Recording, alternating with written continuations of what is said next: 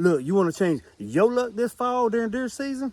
Here's what I did, okay? Now, you may or may not have the money, the finances. I get it. Not everybody does. But I'm blessed to have a neighbor that has equipment. So here's what happened. Okay, I got about 60 acres, give or take, that I actually hunt. Now, we have a whole bunch of pasture land, but it's all fields and cows out there, and I can't hunt it. We got about 100 acres of that. But I only have about 60 acres that I actually deer hunt on my place. So it's relatively small, okay? But there's this one area right here, you see all these saplings behind me, that had growed up. It's about 1.5 acres worth that had growed up, and the deer love coming through here. They got trails all through it and everything because they got so much cover. Well, I wanted to make a small food plot here for bow season, right? Very, very small, like 1/4 acre or less, right? Luckily, my neighbor had his bulldozer over on his side of the place bulldozing. I said, hey man, while you got your bulldozer out there, you mind going in there and just hitting me about 3 or 4 little strips through this thicket stuff, but leave some of the thicket up so that the deer have cover. And that gives me a very narrow food plot. Put my deer stand in there. When they come in the food plot, they within 30 yards, within bow range, right as soon as they step in the food plot. And they feel safe because we left some of this privet hedge, thicket, whatever you want to call it, we left this up surrounding the whole thing. So when they come through, they're in here, they're protected, or they feel protected. Check this out. Here's what's happening. All right, so here's pretty much the whole thing. You see, I left some of that thicket. They either got to travel through here, so they don't have to walk through that little thicket. See, I got thicket over there.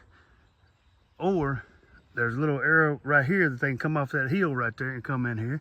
Or they can come from behind me, but you see how thick it is. They probably ain't gonna come that way. They're gonna take the path of least resistance, right? So they're probably gonna come through here or through here.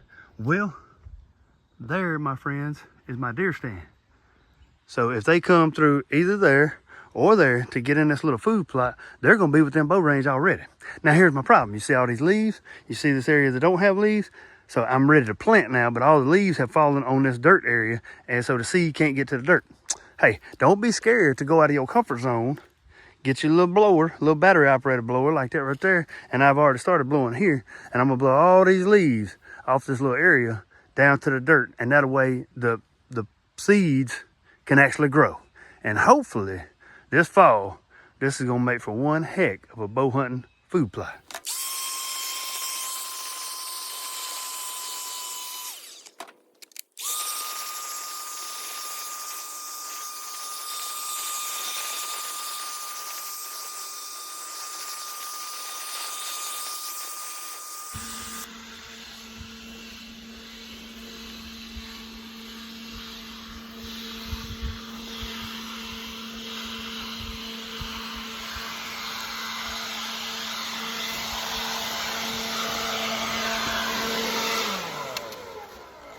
And there you have it. Now, I know I didn't get every single leaf off this little field, but I got enough off to where at least those seeds can have a fighting chance. You know what I'm saying?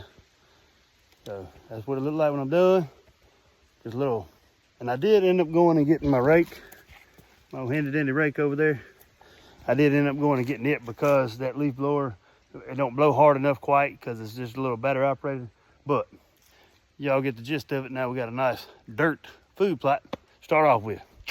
Hang tight, I'm gonna show you what I'm gonna plant. Here we go.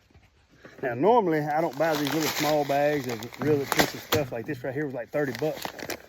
It's supposed to plant an acre, but again, we're less than 1/4 of an acre, like a 16th or 1/8 of an acre or something like that. It ain't very big at all. So why not go just a little bit more expensive and get some good stuff? I got this right here to start with. And then I'm gonna come over top with another brand. I'm gonna show you that too, just hang tight. So before I go get that other bag, I meant to tell y'all a while ago, in this is mainly clover, turnips, radishes, and chicory as the main ingredients in this. So not only is it gonna be good for the deer, but come this spring, we might kill some turkeys in this hemp food plot as well. So it'd be good for the deer and for the turkey. So 2 plots in one.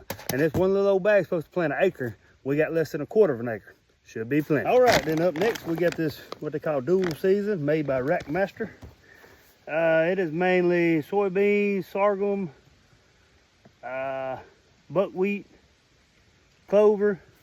So soybeans, sorghum, buckwheat, clover, that sort of thing. Now this bag only plants 1/4 of an acre. So I'm gonna take it and probably just go right through the middle of the food plot and do it real heavy right in the middle of it and make that thick with that sorghum and the soybeans.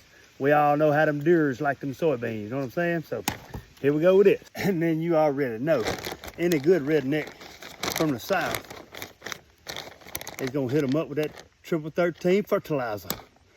Can't go wrong. That's all we know, triple 13, baby. You know what I'm saying? We don't test the soil, we don't do none of that mess. That's a waste of time. Triple 13. That's all it is. All right, so we're all done. Gotta grab my little red rake right there, and we'll come back in 2 weeks and maybe update you guys on what it looks like. Y'all stay tuned. We're gonna come back in 2 weeks and see how much she done grown, if at all. Who knows? Y'all hang tight. Appreciate you.